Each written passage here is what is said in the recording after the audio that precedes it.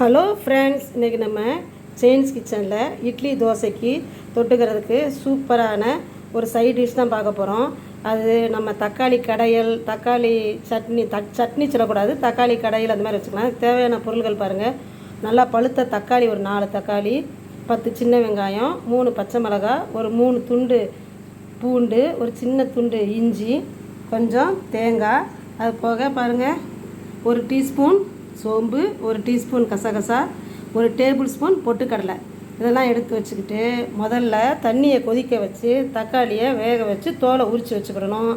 மற்ற பொருள்கள்லாம் இருக்கு இல்லையா, கசகசா, அடுத்து சோம்பு, பொட்டுக்கடலை, பூண்டு, இஞ்சி, பச்சை மிளகா, கடைசியில் இந்த தேங்காய் எல்லாத்தையும் போட்டு வறுத்துடணும். அதுக்கப்புறம் நான் எப்படி செய்கிறான்னு காமிக்கிறேன். அடுப்பில் வடை சட்டியை வச்சு நம்ம எடுத்து வச்ச பொருள்கள்லாம் இருக்குல்ல, பச்சை மிளகா, தேங்காய், பொட்டுக்கடலை, சோம்பு, கசகசா, பூண்டு, இஞ்சி எல்லாத்தையும் போட்டு லேசாக வறுத்து எடுத்துக்கணும். பாருங்கள், இந்த பொருள்களையெல்லாம் நல்லா வறுத்து எடுத்து வச்சிட்டோம். இப்போ அடுப்பில் ஒரு பாத்திரத்தை வச்சு தண்ணி நல்லா கொதித்தோடனே நம்ம எடுத்து வச்சு தக்காளி அதில் போட்டுறணும். 4 தக்காளி எடுத்து வச்சுருக்கோம்ல, தக்காளி அதில் போட்டு நல்லா கொதித்த உடனே ஆஃப் பண்ணிவிட்டு தோல் அதில் அப்படியே தோலை நம்ம வெந்த உடனே தோல் உறிஞ்சி வரும். உறிஞ்சி வந்த உடனே அந்த தோலை உரித்து ஆறின பிறகு இந்த தக்காளி, இந்த அரைச்சி வச்ச பொருள்களையெல்லாம் போட்டு மிக்சியில் அரைச்சிக்கணும். அதுக்கடையில் நம்ம எடுத்து வச்சோம்ல, இந்த வெங்காயத்தை பொடிசாக கட் பண்ணிக்கணும். கொஞ்சம் கருவேப்பிலை, மல்லியில் எடுத்து வச்சுக்கிறோம். அதுக்கடுத்து நம்ம என்ன செய்யலான்னு பார்ப்போம். இந்த பாருங்கள், இந்த தக்காளி நல்லா வெந்து தோல்லாம் உறிஞ்சி வந்திருக்கு. இந்த பார்த்திங்களா,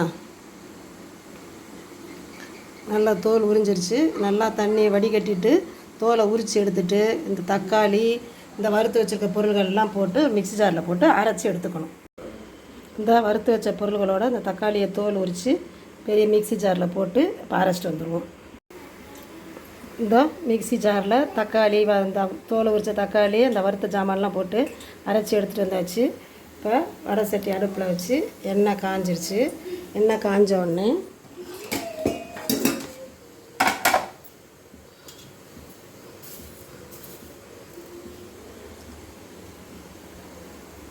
எண்ணெய் நல்லா காஞ்சோடனே கொஞ்சம் கடுகு போடுறோம்.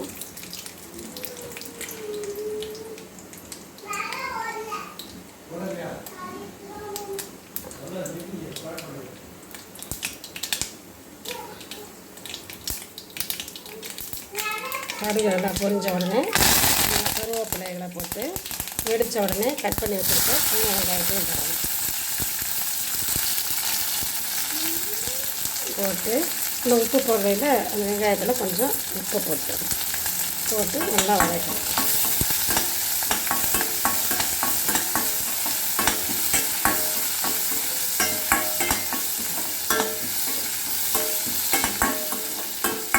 உப்பு போட்டோன்னா வெங்காயம் சீக்கிரமாக நல்லா வதங்கிடும். அதனால் நல்லா உப்பை போட்டு நல்லா வதக்கிடணும்.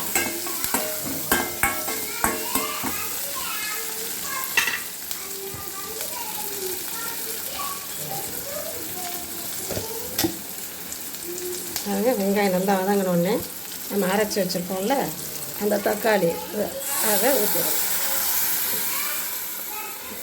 ஊற்றிட்டு அதிலே இன்னும் கொஞ்சம் தண்ணியை கலந்து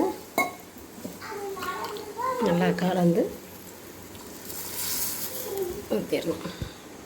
ஊற்றிட்டு கொஞ்சம் போல் மஞ்சத்தூள் போட்டு நல்லா கொதிக்க விடணும். கொதித்த பிறகு காமிக்கிறேன். இங்கே பாருங்கள், நல்லா கொதிச்சிருச்சு. இப்போ பொடியாக நறுக்கின மல்லி இலைகளை தூவி அப்படியே ஆஃப் பண்ணிட வேண்டியது. அவ்வளோதான். இங்கே பாருங்கள், குழம்பு ரெடி ஆகிடுச்சு. சூடாக இட்லி இருக்குது. இந்த இட்லியில் நல்லா குழம்ப கலக்கி நல்லா ஊற்றி அப்படியே எடுத்து ஊற வச்சு சாப்பிட்டோம்னா அவ்வளோ சூப்பராக இருக்கும். நீங்களும் இதே மாதிரி உங்கள் வீட்டில் செஞ்சு பாருங்கள். இந்த வீடியோ உங்களுக்கு பிடிச்சிருந்தனா லைக் பண்ணுங்கள், ஷேர் பண்ணுங்கள், கமெண்ட் பண்ணுங்கள். முடிஞ்சால் உங்கள் ஃப்ரெண்ட்ஸ் அண்ட் ரிலேட்டிவ்ஸ்க்கு ஷேர் பண்ணுங்கள். தேங்க்ஸ் ஃபார் வாட்சிங்.